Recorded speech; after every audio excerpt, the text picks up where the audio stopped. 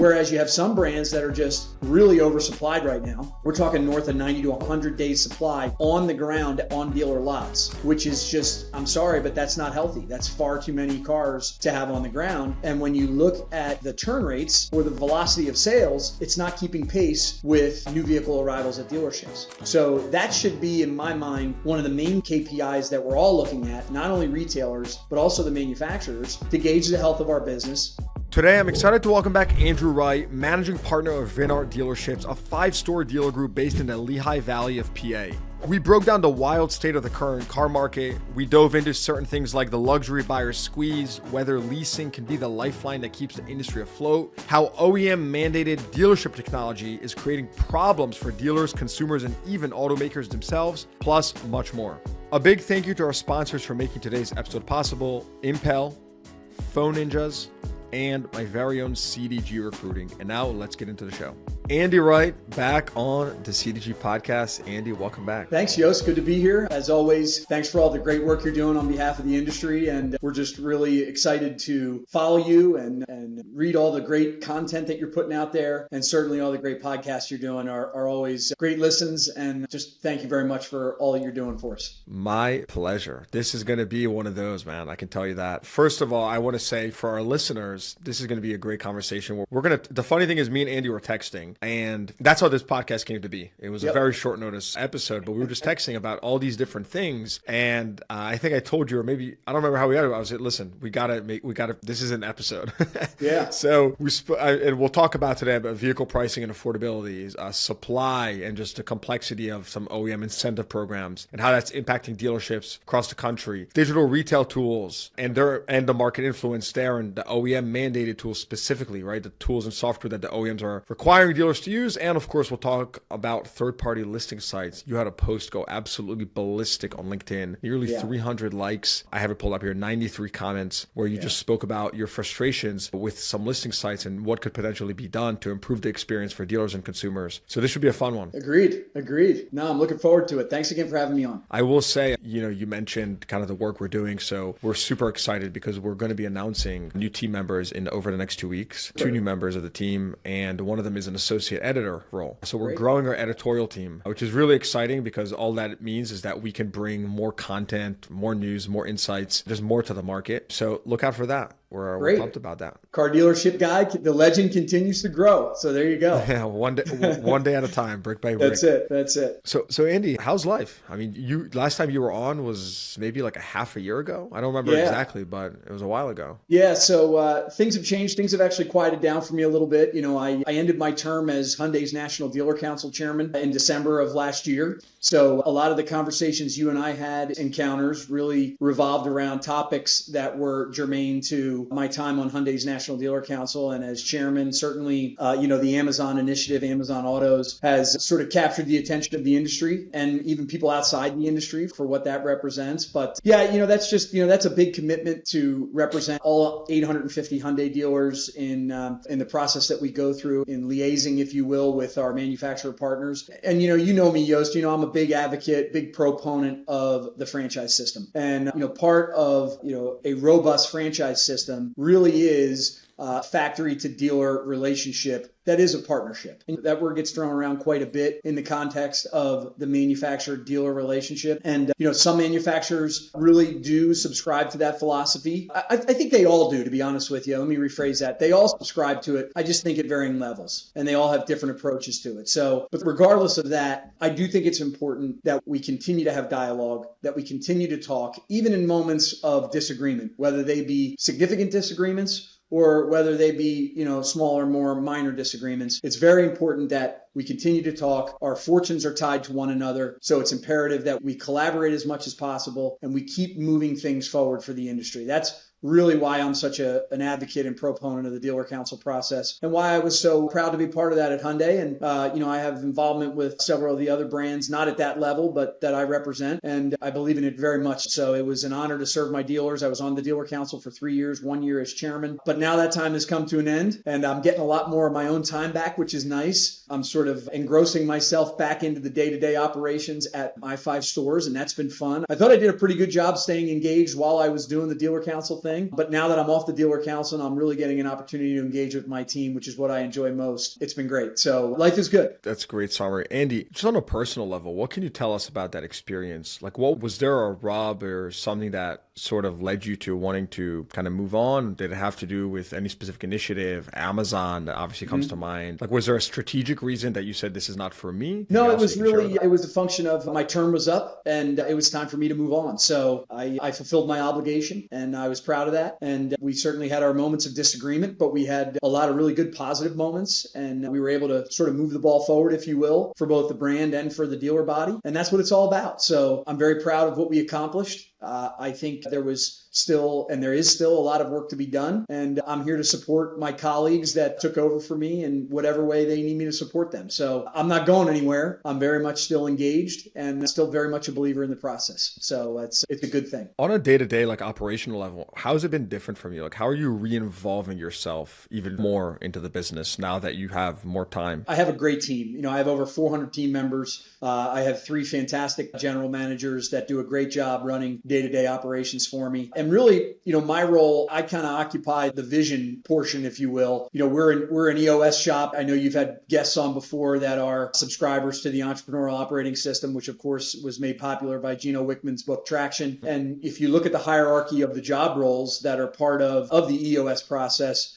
I kind of occupy that visionary role. My GMs are my integrators, So I try to support them as much as I can with vision and try not to get too engrossed into operations from the standpoint of micromanaging what they're doing or any of that type of stuff. I don't need to do that. They're all quite competent, quite capable, and they're excellent at what they do. But it's just been good to get back and get to, mix it up with the team members and walking around much more and being more engaged. That's what this business is all about. It's a people business. It's a local business. And being able to do that is really exciting and fulfilling. So I'm really happy to be back doing it. This is sort of a sidebar, but what's the dynamic, right? When you sort of step away from maybe like the fine details, get back into the fine details. Like I found from my experience, here's the reason I asked this, right? I found from my experience that when I unblock my time and I don't necessarily have a super kind of high value new task to add to the table, naturally, I want to make sure that I start to fill up my time with like lower value tasks. And then I question like, wait, I shouldn't be doing this. It's happened to me plenty of times in business where for one reason or another, you have more time, but maybe you haven't discovered like, what is that next kind of growth step I'm going to take? And then you're like, wait, so I remember early in my career, it involved doing, like really just basic stuff at the dealership or even with other businesses, like, in real estate and stuff. I got more involved in like day to day, just things that weren't a good use of my time. It didn't progress my career forward. I'm curious to know how you think about that. Of course, and I don't want to be clear, I don't associate low value with like going out there, being with the team, talking shop, building culture. Like that's, to me, that's an important task. It might not be super, require some critical thinking or something like that, but it is still an important task to be there with the team. But for you, right?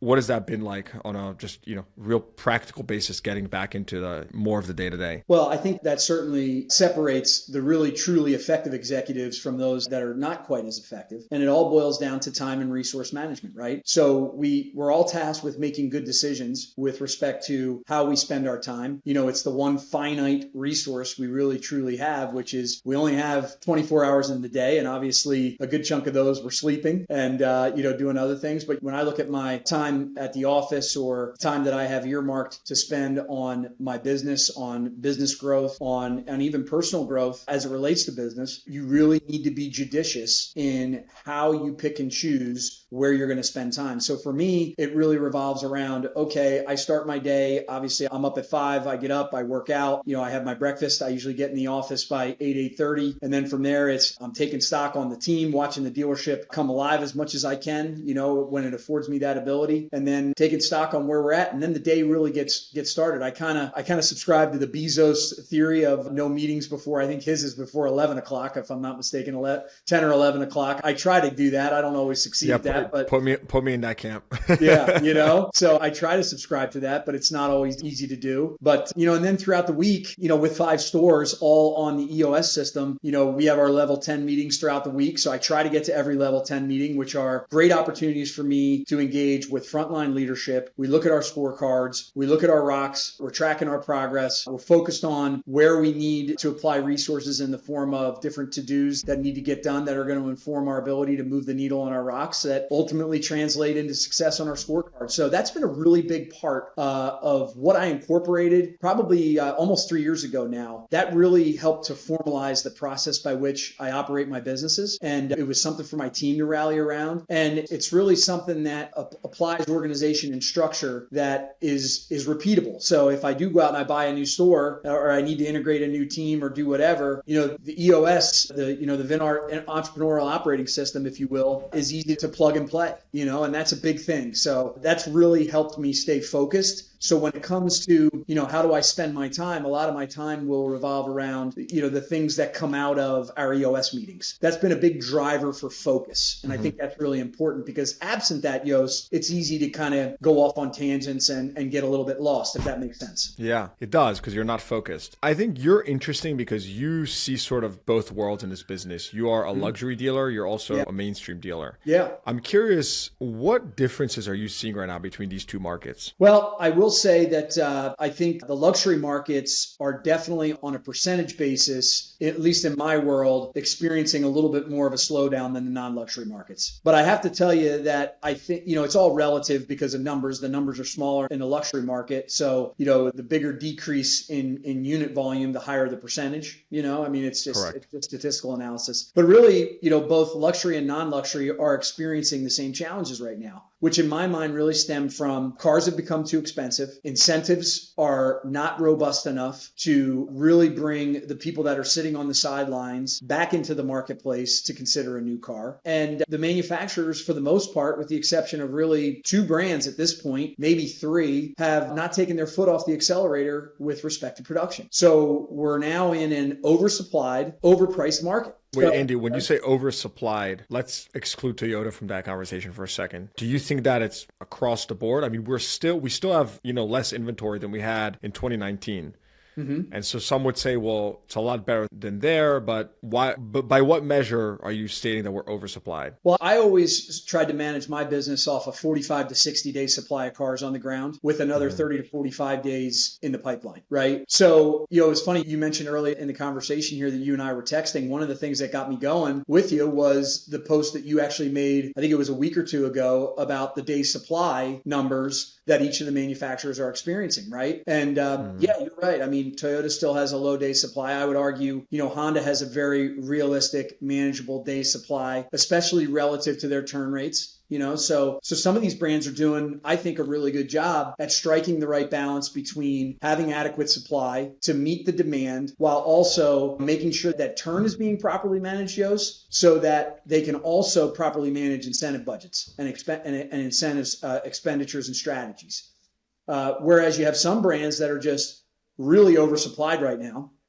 We're talking north of 90 to 100 days supply on the ground on dealer lots, which is just, I'm sorry, but that's not healthy. That's far too many cars to have on the ground. And when you look at the turn rates or the velocity of sales, it's not keeping pace with new vehicle arrivals at dealerships. So that should be, in my mind, one of the main key KPIs that we're all looking at, not only retailers, but also the manufacturers, to gauge the health of our business and to gauge whether or not the products that we're bringing to market are priced right or are incentivized properly to facilitate the type of turn rates that we need to keep the plants going and keep things rolling. And I think right now, any casual observer could look at these numbers and see that there's a bit of imbalance in the industry. Andy, for anyone that hasn't listened to the prior podcast we recorded, can you just give us a quick overview of the brands under your portfolio and rough annual volumes? Sure. So I have Acura, Honda, Hyundai, Mercedes-Benz, and Porsche, all right here in the Lehigh Valley of Pennsylvania, which is about an hour north of Philadelphia and about an hour west of New York City. We retail about 7,000 cars a year on average. And like I said earlier, we have over 400 team members. We have right now, I think we were at 428 to start the month in terms of team members and associates. We service around 200 cars a day at our Honda store, around 100 at our Hyundai store, around 30 at our Acura store. And we're doing, depending on seasonality with Porsche, we'll do around 75 cars a day at our our Mercedes-Benz Porsche location. So healthy fixed operations, I think solid retail operations in a very good market. And again, as you alluded to earlier, a good representation of brands across the spectrum that afford me the ability to keep my finger on the pulse of the consumer across all demographic and psychographic profiles. So yeah, no, it's a good balance. So tell us more about the luxury consumer here, because it's striking to me that to hear that you're seeing, like more hesitancy with the luxury buyer in a stock market that is close to record highs. Yes, it's been falling a little bit recently, but it's still,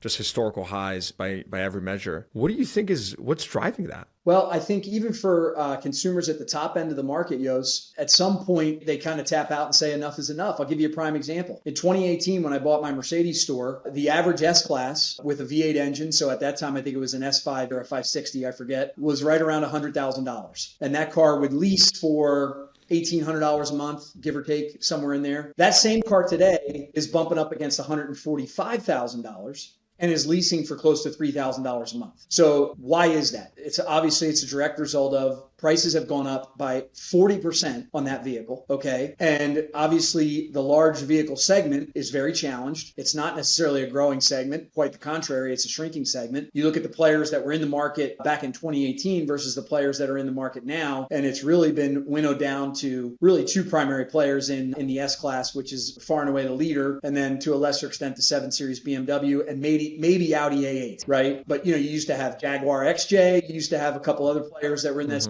Even look at Tesla. Tesla Model S, which was getting all the attention, that car is really struggling. And, most of the Tesla Model S's that you see being reported as sales are going into their loaner fleet and then coming out that way. So, I think that, you look at a car that has largely been, in my opinion, and I think in most people's opinion, cream of the crop, if you will. The S-Class is the perennial best sedan on the market, and for good reason. I'm actually blown away. I haven't looked at S-Class prices. So, you're going to be, your entry level is going to be around 115-ish, but I'm talking about an apples to apples comparison with a V8 powertrain. Yeah, that vehicle's 140 grand now. So, the top end of the market, prices have gone up just as much, if not more, than the lower end of the market. And, when you start talking about those numbers, those consumers can start looking at Bentleys at those numbers for those lease prices and stuff like that. So it's just one of those things where the COVID years in a tightly supplied market, and you saw a lot of inflation in pricing. You certainly saw, an opportunity for not only dealer margins to expand, but wholesale values of customer vehicles that they were trading in were at all-time record highs. I remember the stories you would tell, or you would talk about with guests on your show, where customers were buying used cars, turning around and trading them back in and making a profit. Think about that.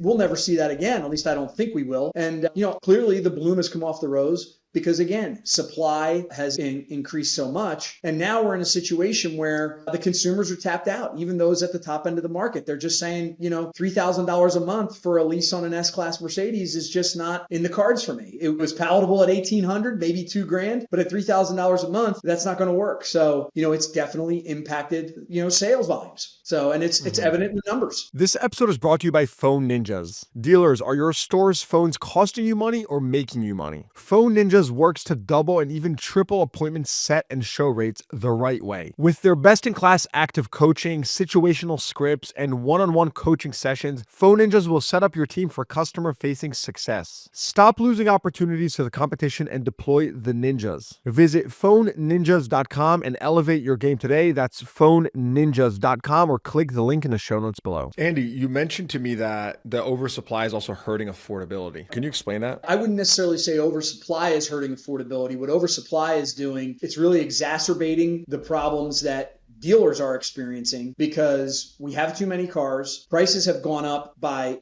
astronomical amounts. Interest rates are up. Interest rates are, more than double what they were this time in 2021 in that area, certainly in 2019. 2019 interest rates, my floor plan interest rates were probably 2.7%. Those numbers are now, bumping up against 7%. So when you look at the sheer volume of ground stock, coupled with the higher MSRPs and invoice prices, coupled with higher interest rates, it's a witch's brew that is not very palatable for myself and most of my dealer colleagues, because we're just getting clobbered by floor plan expenses. Then on top of it, our manufacturer partners have not responded aggressively enough with either price cuts or larger incentives to help spur the market and generate some demand. Demand is nowhere near where we need it to be right now. And that's something we need to work together on. I don't think this is an opportunity for finger pointing. I think it's an opportunity for collaboration. And that's what I've always tried to promote whenever I have interactions with some of my OEM colleagues. Yeah. So based on all that, I mean, is there a realistic path out of this that does not include more and just significant margin compression? Well, I mean, it's hard to believe that margins could compress more than they have right now with all things going on. But yeah, I mean, I do think that margin compression is going to continue to be a very real thing, not only for dealers, but for OEMs. I mean, many of the OEMs, if you listen to the quarterly reports that they're putting out there, and more importantly, Yost, the guidance, I'd encourage you to pay closer attention to the guidance that these guys and gals are issuing, more so than even the reports that they're issuing, because the guidance is really a leading indicator for where they see things going. Many of them are reporting constrained operating margin percentages. And, that's a problem. That's unfortunately, I think, something that we're all going to have to work our way through. But I think the more we kick the can down the road, but the further we delay that, the more painful it's going to be. So, I think it's really, I told somebody the other day, it's kind of akin to a high school dance, or a middle school dance. The music's playing, everybody's standing around the perimeter waiting for somebody to jump in and start dancing. And once that happens, then the party's on. But nobody's really, at least at this point, in a meaningful way, jumped in and started dancing at the rate that they could or that they should to really make an impact. And again,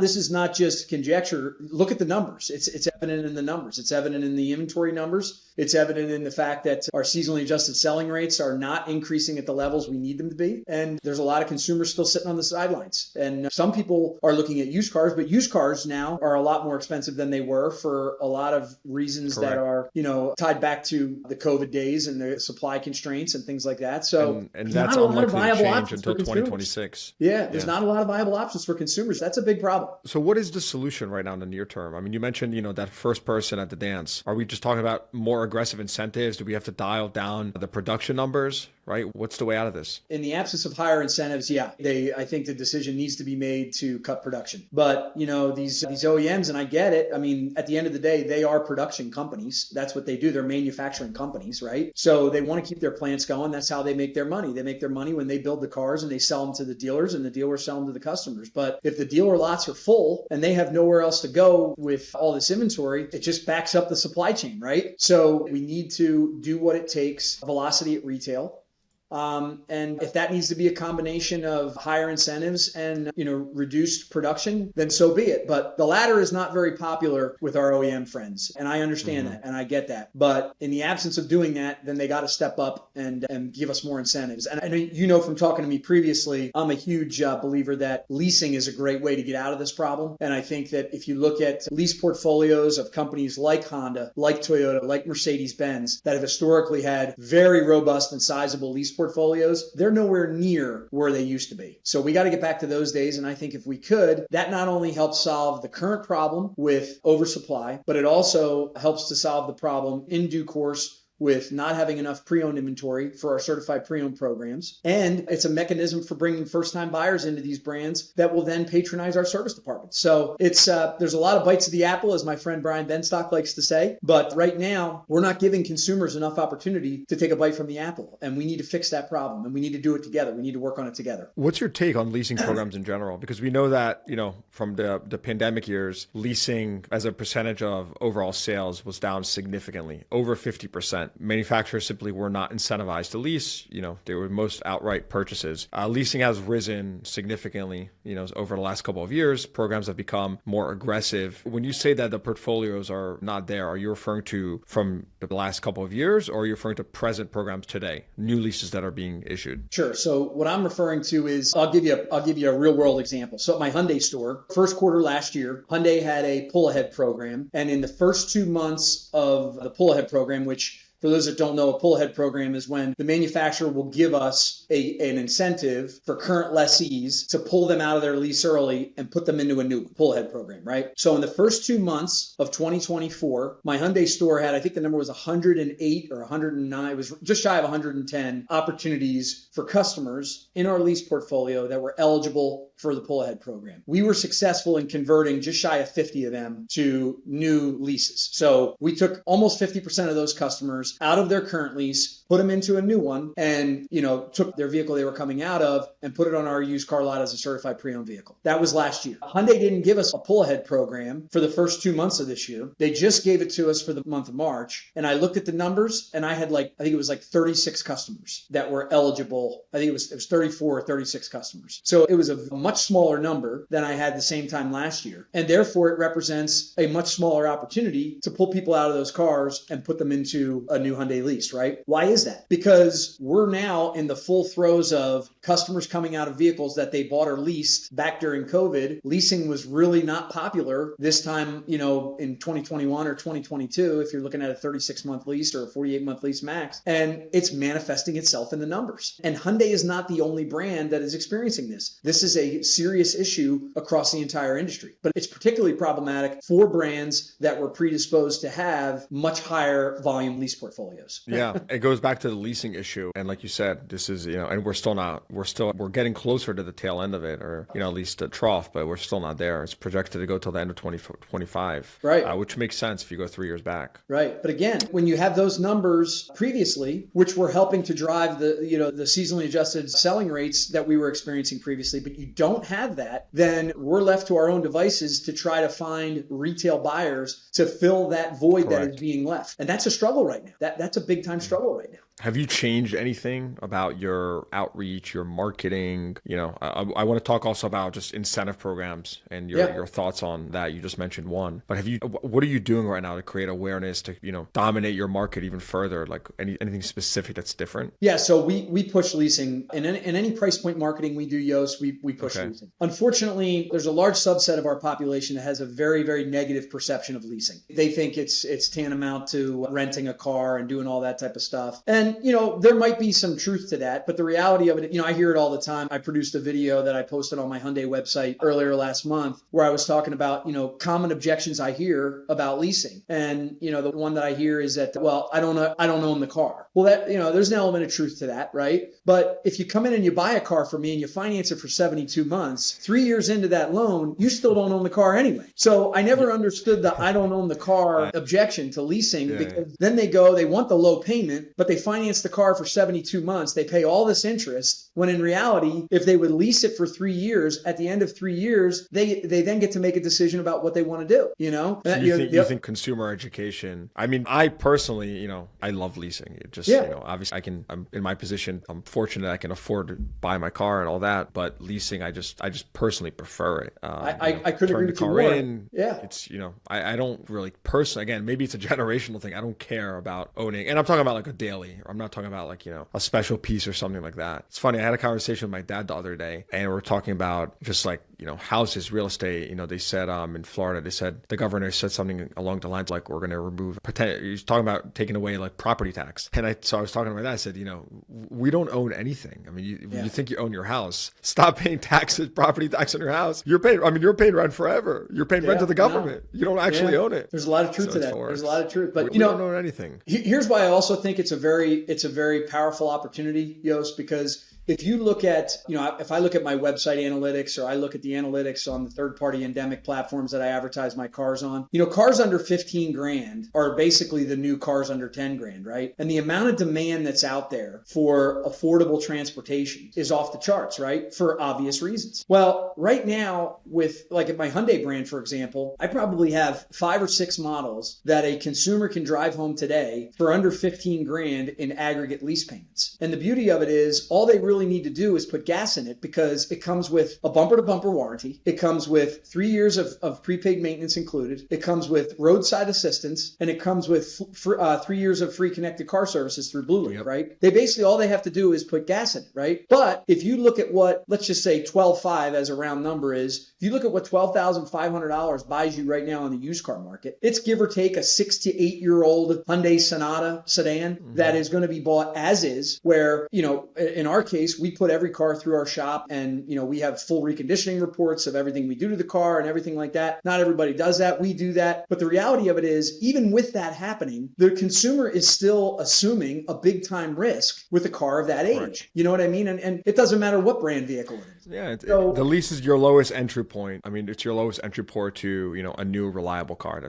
I mean, I totally agree with you that. It's a no-brainer in that respect. Yeah. There's one dealer that I don't know why. I mean, I checked this guy's website, but he just has such a wide assortment of these like inexpensive used cars. And I like to see, I check like once a month or something. I like to see kind of how things are changing. It just gives me a little pulse on that segment. It's what you just mentioned, that like inexpensive car, but you're assuming a ton of risk with it. Right. And that person that's buying it likely can't afford that risk to begin with. Yeah. Talk to me more about the incentive programs and specifically, what's working, but what's not working as well. Yeah. So I think the market really has a need for two things right now. We have a need for lower payments in the form of stronger lease programs. And then for the customers that are absolutely positively just not going to lease, the other big issue we're running into is a lot of negative equity. And I'm sure, you've heard this before. You've had guests on your show that have said the same thing. So how do we overcome negative equity? We overcome negative equity with either dealer cash or rebates. And, that's just what it's going to take in order to overcome that objection and get people's payments to a point where they find them palatable enough to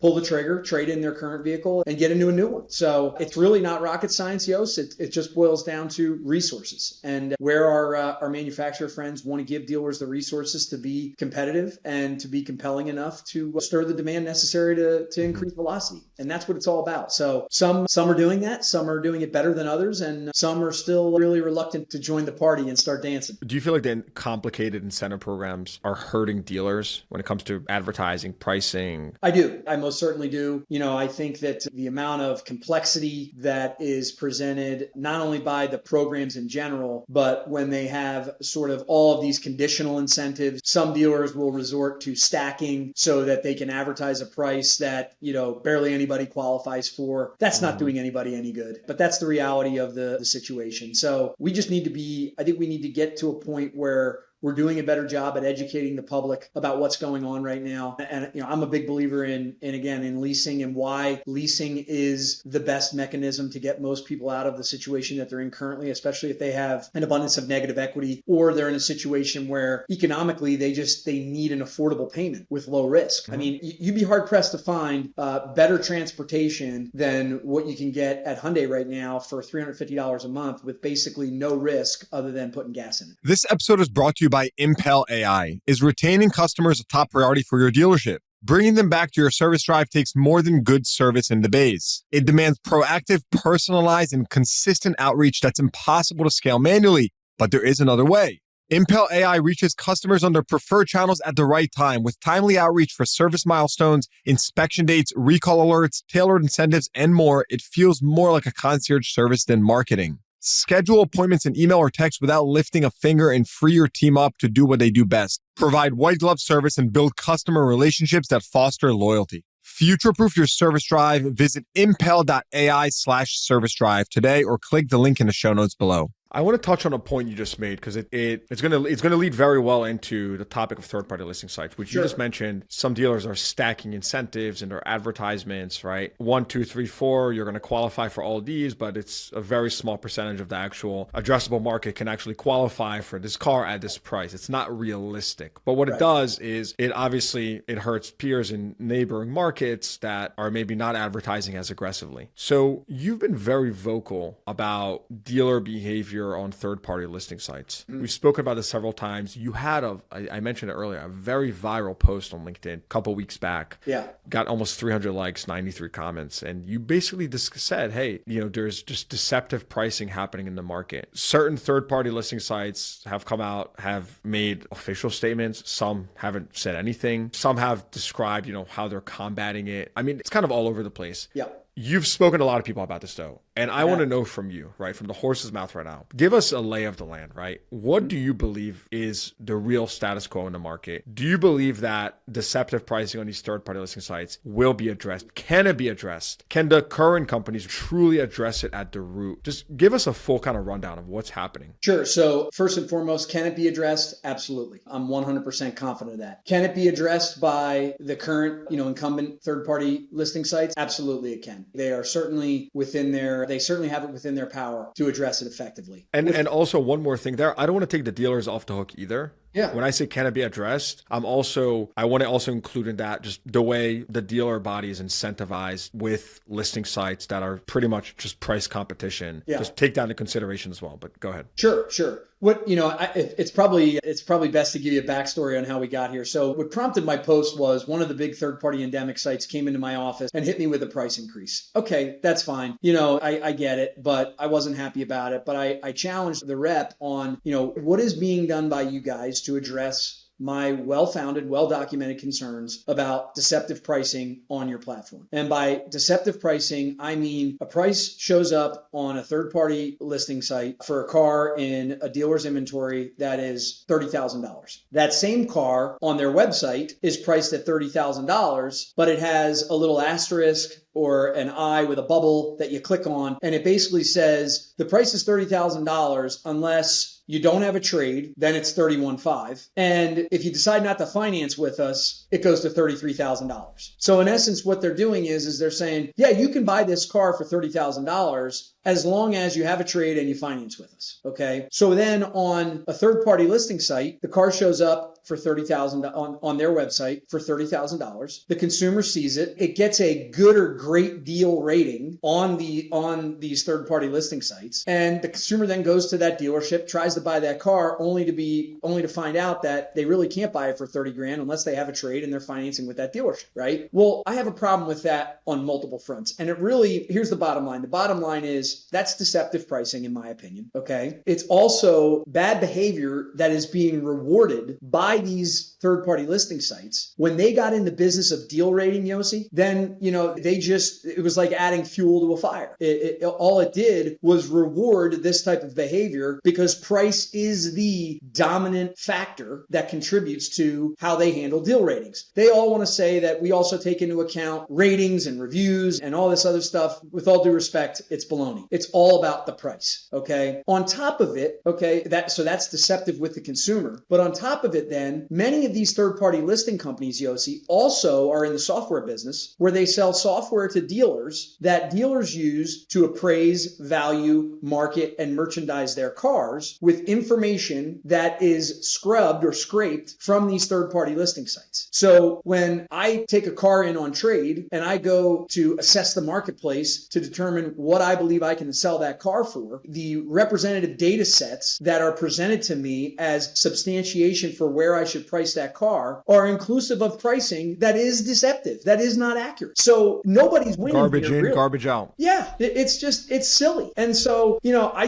take issue with it because number one, it's deceptive and it shouldn't be allowed. Number two, it's compromising the data that is being presented to me in these tools that I'm paying them for to help me do my job. And it's totally avoidable. So now where are we today? So I had two of the major third-party endemic CEOs reach out to me. And can you tell us who, or can you tell us? Yeah, I'm happy to do that. So I heard from Cars.com, I heard from Alex, and I talked to Brian Kramer about this all the time. And Brian's great. I mean, he gets it and is just as frustrated by it as I am. And I think so is Alex. And I heard from JT at Auto Trader about it. But, the reality of it is for them to sit back and say, well, we have a policy. And when these situations are brought to our attention, we deal with it. Frankly, I don't think that's good enough. I find that unacceptable. And I find it unacceptable because, yeah, I get it. There's tens of thousands of dealers out there and hundreds of thousands of cars that they would have to be scrutinizing. But the reality of it is if they just started with the cars that are branded great deals in their systems, which according to most of them is less than 5% of the cars. I mean, Yossi, I can go on to one of these platforms, search for an Acura MDX within 100 miles of me, sort it by deal by deal quality, so great deal to whatever, and I'll find one of these cars in 5 minutes. It's not hard to do. And so this whole notion that they don't have the capability or the resources to do it, again, I just don't find that as an acceptable response. I think that, they need to figure out how to police this problem. It should not be incumbent upon dealers to turn each other in and act as, narcs or whatever you want to call it. I don't have time to do that, let alone the desire. I just want these platform providers to step up and do the right thing on behalf of the consumers and on behalf of the dealer clients that they have that are doing things in good faith in accordance with their standards for their platform. So I don't think what I'm asking is too much of an overreach here. And just to be clear, what listing sites are you working with today? So right now I'm on Cars.com, I'm on Auto Trader, I'm on Carfax, and I'm not on Car Gurus currently, and I'm on TrueCar. You've mentioned pricing several times in this conversation. Yeah. Do you believe, or would this conversation right now be different if every listing site was charging you performance-based pricing? If your price changed every month based on the amount of inventory you sold, would you feel differently right now? Because it feels to me like a part of the rub here is that ultimately what happens when another dealer outprices you or whatever they do deceptively, at the end of the day, the way it impacts you is fewer sales. Like, let's go to the bottom line, right? If you were being charged performance-based pricing, do you think you'd feel differently right now as opposed to like a flat fee or that kind of goes up and down? No, I'm very much, I'm a fan of flat fees and flat fees that are, that are may or may not be tied to the volume of inventory that we have on the site. I think if most dealers actually looked at what they're paying these third-party companies and the vehicles that are actually getting eyeballs that are listed on the site, they'd be surprised, because it tends to be, again, cars that skew cheaper. Pareto. Pareto principle. 20% of the cars get 80% of the leads. Yeah. And we're talking a lot about price here, but there's other issues too, Yos. I mean, there's also issues where, these brands and these companies all proclaim to be champions of the consumer, but I think that a lot of them are even falling short there as well, because I don't think they do a good enough job with explaining to consumers that the 2021 Honda Accord LX that's certified on my lot versus a dealer that I will remain nameless, but that's probably 45 minutes from me, who sells nothing but frame and flood damaged cars. There's a reason why his car is $6,000 less than mine, but the average consumer, absent that knowledge, doesn't really understand that. So, is there an opportunity there for these third parties to do the job of helping educate the consumer? I think Carfax has done a good job with that. That's why I think they're the fastest growing online listings platform, for good reason, right? But then the other issue is you have some dealers out there, some unscrupulous dealers that are power booking these cars as well. So what happens is they go onto the platform, and for those of you in your audience that don't know, power booking is when they go into the inventory platform and they check the boxes for options and equipment that are on a car that aren't really on the car. And therefore, the listing site thinks that the car has that option, sees that it's priced at a really good value because ostensibly the consumer is getting all these options and benefits for what seems to be a low price, when in reality, the car doesn't have those options and content. And so that's another problem that's out there that, again, it's happening all the time, Yos. A couple years ago, there was a company that spawned out of California called Sure Sale. I don't think they really ever got traction or made it. And for what it's worth, it's terrible timing in hindsight, not their fault, but basically there was no inventory. But what they tried to do was essentially go to dealers and certify inventory. And anyways, hearing you speak, I can't help but wonder, if all the listing sites won't properly fix something like this, is there an opportunity for a service that has some standardized certification and it integrates with every single site in order to bring that level of transparency that you're speaking about here, which is clearly needed? I mean, if you think about it, that's essentially what CarMax, Carvana are doing for themselves, right? Who's doing that for the dealer, though? Yeah. Well, listen, I think, I'm a capitalist. There's always an opportunity that kind of arises from a problem, right? Necessity is the mother of invention, as they say, right? But I think that when you get right down to it, if I was operating my own third-party listings platform, I would have, standards of conduct. And, I think with the advent of things like community notes that Elon Musk has made popular on Twitter, or on X, things like that, I mean... Ooh, that's interesting. Notes on listing sites. Community notes on listing sites, it's not that far. Community note. Yeah. This MFer has frame damaged cars. Oh, man. Yeah, it's things where, I don't know. Is there demand for something That's like creative. that? Is there value? Creative. Maybe not, right? But I think technology exists right now where if the third-party sites, were serious about preventing power booking, if they were serious about, hey, this price is really good, let's have a capability or a mechanism to really double or triple check that this is legit. They could do it if they want to, but it comes at a cost, and I get it. They're running for-profit operations. The last thing they want to do is raise their expense in the form of what I'm suggesting, and the other thing they don't want to do is platform dealers that are paying them monthly subscription fee. I get that. I understand that. But you can't have it both ways, in my opinion. Not without coming across as somewhat disingenuous and hypocritical. And I think that's the trap that these guys and gals all risk falling into if they don't do something about this. So I'm trying to be solutions oriented and outcomes based. And I want to collaborate on this and figure out how we do it. But, and there's always going to be, I got a message from somebody the other day after my LinkedIn post about, what I'm suggesting amounts to restrain a trade. That's BS. I don't buy that at all. There's nothing nothing to stop someone, a dealer, from engaging in deceptive pricing practices if they want to on their own website, or,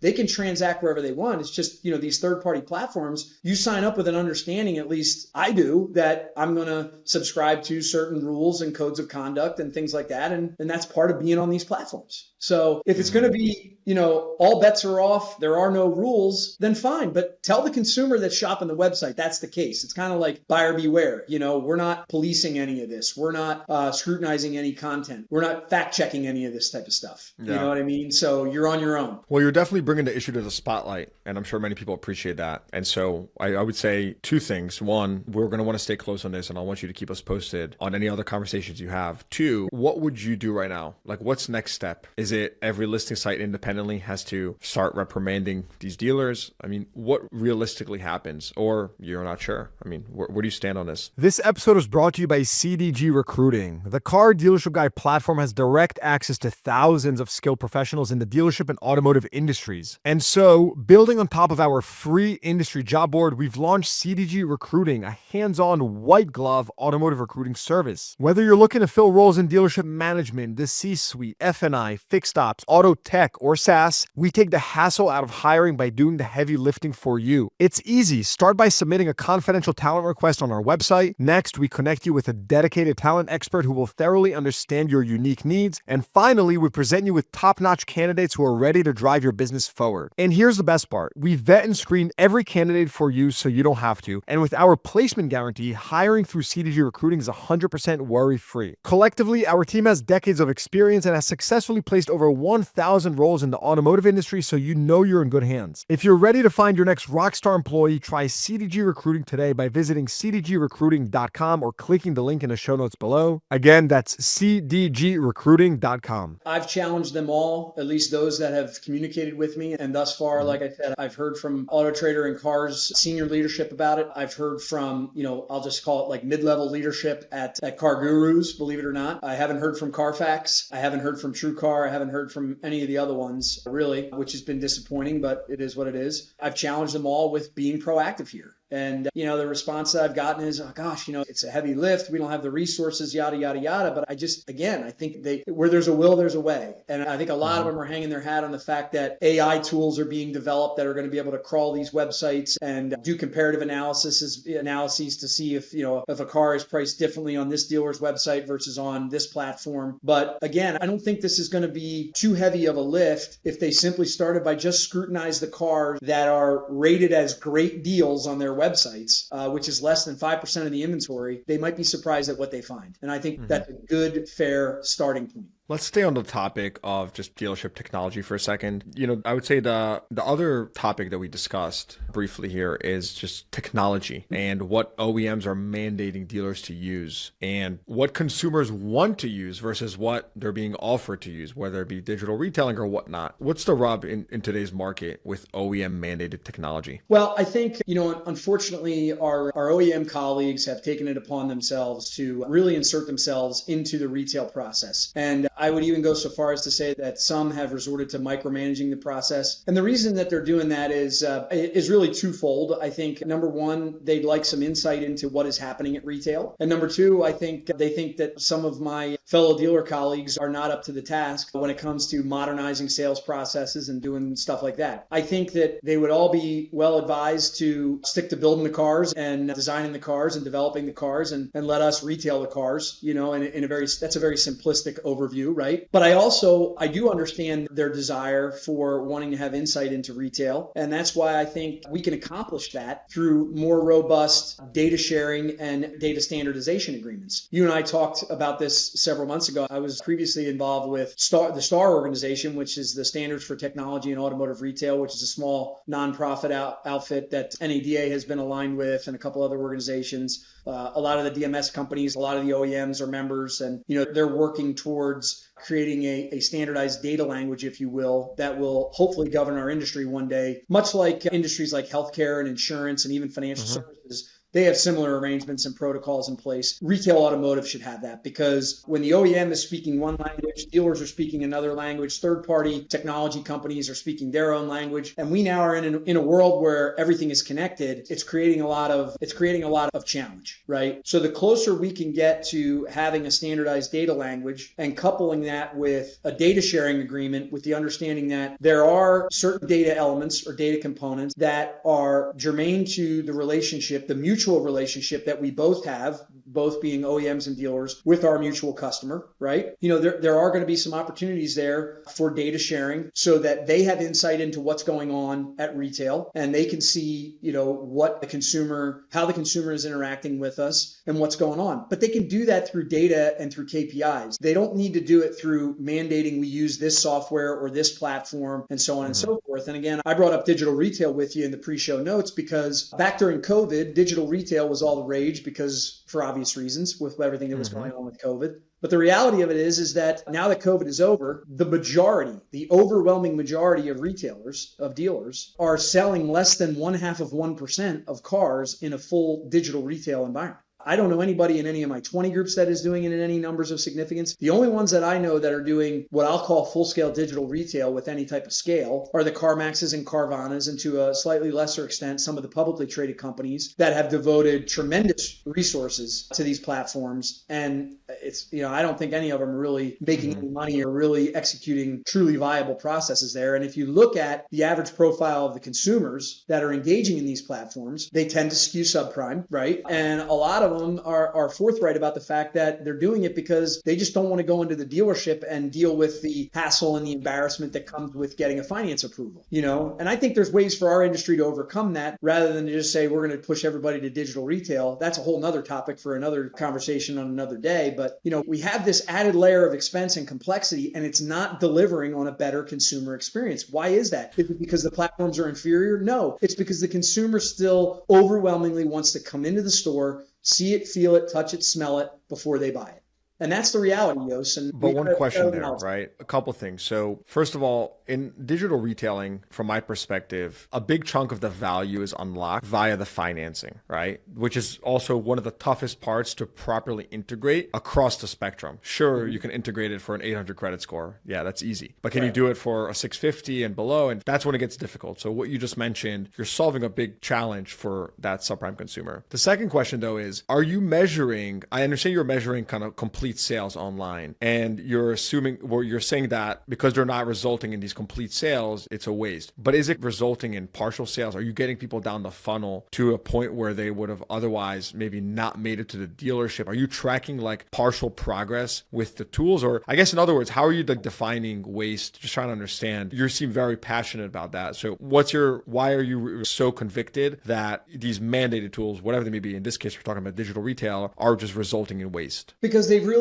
amounted to nothing more than glorified payment calculators, Yos. And I think that, people, when they come to a dealer website, when they come to my website, they want to know, they want answers to a handful of questions. They want to know, does the vehicle exist? Is it in the inventory, right? If so, how much is it? And if I want to buy it, when can I pick it up? Would you agree those are three fairly simple, straightforward questions that most consumers are probably asking themselves once they get down to the bottom of the shopping funnel? Is that fair, you think? Okay. So if a consumer goes to my website and they are intent on finding out if I have a 2025 Honda Accord Sport in stock, right? And they see the car on my website, perhaps they're inclined to also say, okay, well, I wonder what I can lease that car for. And then, we're dumping them into my digital retail tool. Well, I had the ability to do that before I had the digital retail. You know what I mean? But the digital retail tool is on there so the consumer can take the process from start to finish if they wanted to, but zero people are doing it. And, an argument could be made, well, maybe your digital retail platform is inferior. Well, I'm using OEM mandated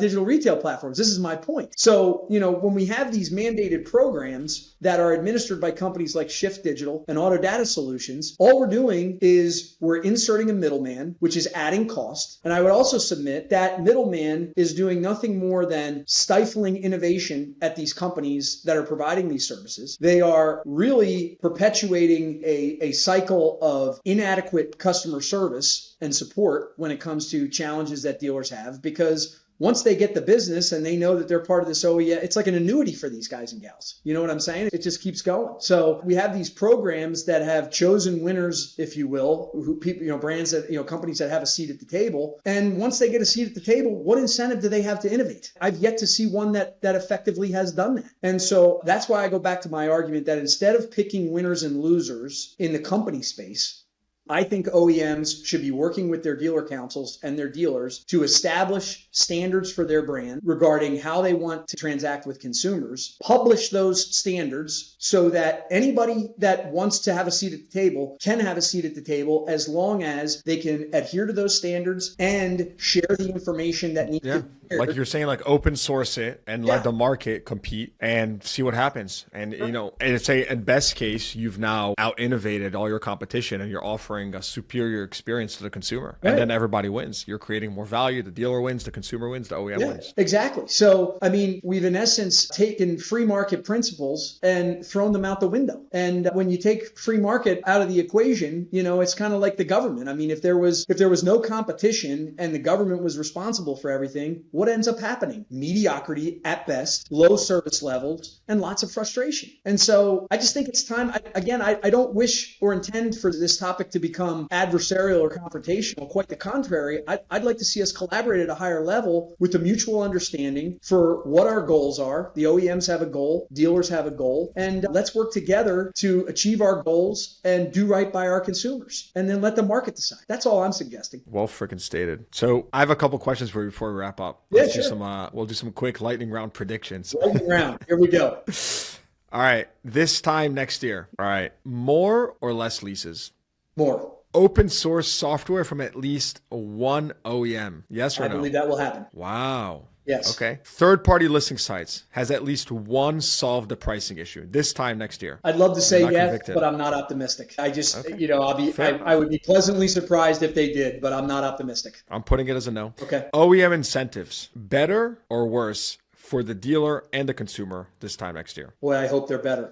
They got to get better. I just don't think there's going to be any way around it. But realistically, will they get better? I believe they will, yes. Okay, good stuff. Yeah. How's that for lightning round? That was good. I as you were wrapping up your last sentence, I had these like four things in my mind. I'm like, let me jot these down real quick. So that's what I got for you. Sure. Good stuff. Yeah. Andy, what is, as we're wrapping up here, we talked about challenges and there's always room for improvement. And that's what I like about having these conversations with you, because it's like a real intellectual sparring session, really thinking critically about how can this industry improve. If everything you stated was just, if you wave a magic wand and fix it all, every car dealer would have the online experience of Carvana, the showroom of a Porsche dealership, and, the profits of Apple. It would be utopia. Yeah. But that's what's fun. What do you feel good about nowadays, and like what's exciting to you versus even a year or 2 years ago? Like, just what has given you some optimism? Well, listen, I love this business for the fact that it is still a people business. It's still hyper local. There are guys and gals like me all across this land that are fully invested in their businesses, in their communities, in their teams, and in their customer bodies. And I think that, that's what's so cool about the franchise system, is that it is so hyper localized for the most part, with a few exceptions, right? But it's that entrepreneurial spirit that really sort of gets me going every day. And because we want to try to solve problems and we want to find solutions and we want to keep growing and we want to keep getting better. And we want to keep highlighting the fact that retail automotive represents such a great opportunity for anybody that is inclined to give it a try. I don't care if it's in sales, if it's in a workshop as a technician or a service advisor, you name it. This industry is just chock full of opportunity for anybody that wants to give it a shot. But I will say this, and maybe I'm a little bit biased here, but I'm really optimistic about the fact that despite the headwinds that we're currently experiencing right now, and there are a myriad of them in the macroeconomic situation, certainly brand by brand, some of the challenges that are out there. At the end of the day, I believe that the retail network is the solution to a lot of these problems, because if dealers are given the resources to get the job done, we will get the job done. And by that, I mean, we can keep the plants humming at the levels that they are currently humming if we have the resources to generate the velocity and the throughput is necessary to keep things going. Because if we can do that, the quicker we solve the problem of the used car shortage, the surveys in these beautiful dealerships that so many of us have invested years, and the quicker we're able to help our manufacturer partners sort of stabilize and level set their production levels and all the things that, they've been trying to calibrate the last couple of years in the face of tremendous challenges. So, as my dad always used to say, nothing happens until you sell a car. And we've got to get the sales pace, the sales velocity. We got to get it going at a higher rate. And if we can do that, I'm confident that we'll solve a lot of these challenges and we'll be able to weather a tumultuous period here that's on the horizon. So I guess at the end of the day, Yos, I'm an eternal optimist in that respect. And that tends to be the position of a lot of car dealers, and I'm no different in that respect. That and creativity. Yeah. Amen to that too. Can't take away Amen to that too. I've seen some creative freaking things. So you mentioned your dad. I got to ask, give us like one piece of advice or some wisdom, just a nugget that your dad taught you that you think the world should know. Oh boy, that's a great question. And I'm sure there's a ton. And I'm sure there's a ton. But one of my favorite things to do when I meet just someone more experienced than me, older than me, whatever, I love just saying like, either it depends on the context. Either it's like, hey, give me feedback on what we're doing if it's in a business context, or it's like, what's like one, piece of advice for anything, for marriage, for life. I don't know. I just like, it's so much fun hearing like, what is that one thing that someone is going to point out that impacted their life? Yeah. I asked my wife's grandma, she's, long story, not her real grandma, but like very close, kind of raised her father, but long story short, she's 94. And I asked her, I was like, well, what's your diet? Like, what did you eat your whole life? Yeah. I mean, you're 94, like still functioning, walking, like no cane, nothing. And it was just funny. She's like, oh, I ate lots of eggs, lots of butter, this and that. And I'm like, what is it? Well, we've been lied to. I mean, it's unbelievable. That's flying in the face of what was otherwise conventional wisdom up until a couple of years ago, right? That's all right. I'm telling you. So it's so funny. So anyways, what's it for you? Give us that one nugget. There has to be. My dad's such a great guy. And, I tell people all the time, he was my best man in my wedding. I mean, that just goes to show you like, wow. Yeah, how tight we were. And he was such a huge influence on my life, the biggest influence on my life, and a self-made guy, typical, he's the classic rags to riches American story type of guy. You know what I mean? Just quintessential American dream guy. But yeah, one thing about my dad was always that, he was always a big people guy. And the first thing he did with me was he sat me down and taught me how to read a financial statement, because he always used to say, you need to get better at doing this than I am. And so I started there, but then a close second to that was out, working with the team and learning how to interact and treat people. Because again, it's really not rocket science. It's kind of an age-old adage of, people don't necessarily remember, what you said, but how you made them feel. How you made them feel. Yeah. And, I know that's cliched, but it's so true. And, having that type of situational awareness, my dad and my mom, and I probably actually got more of this from my mom, but they did a tremendous job raising me to have situational awareness. And it's one of the biggest issues I see in young people today, Gios. And I think it's got a lot to do with the fact that they've had their heads buried in their phones most of their lives, right?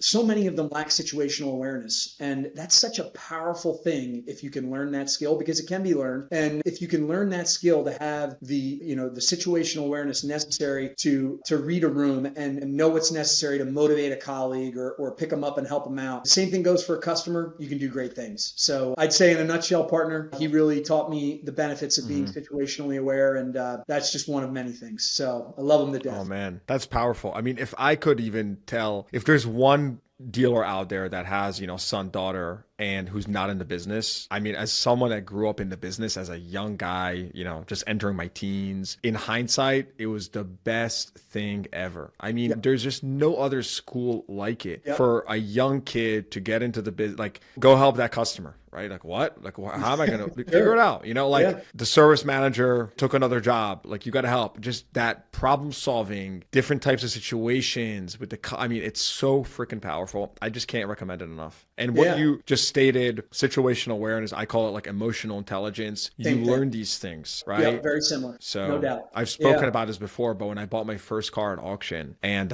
it was a flood damage, and my dad didn't let me off the hook. He said, you're going to figure out how you can either return this or get, credit for it or whatever. And I figured it out, but it was scary, but it teaches you so much. It teaches you how to, it's really like the best school. So well said. Thank you. Andrew Wright, managing partner at Vinart Dealerships. Andy, thanks so much for coming on. This is an incredible episode. I can't wait. Again, I said it before, I'll say it again. You're doing a great job. Thanks for everything you do, and always a pleasure to be with you. Thank you. All right. Hope you enjoyed that episode. Please give the podcast a rating, consider subscribing to the show, and check the show notes for links to what we talked about. Thanks for tuning in. I'll see you guys next time.